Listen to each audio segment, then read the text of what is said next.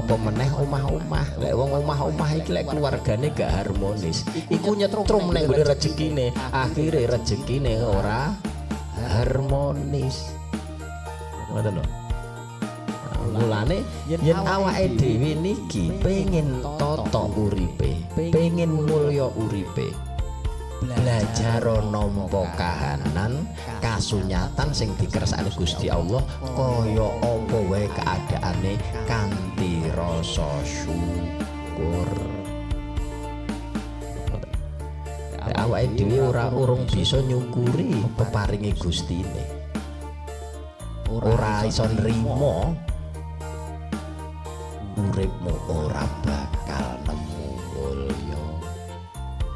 Mergo gambarane urip mulya iku sing bisa lembar manahe lan padang penggalihe, padang pikiran.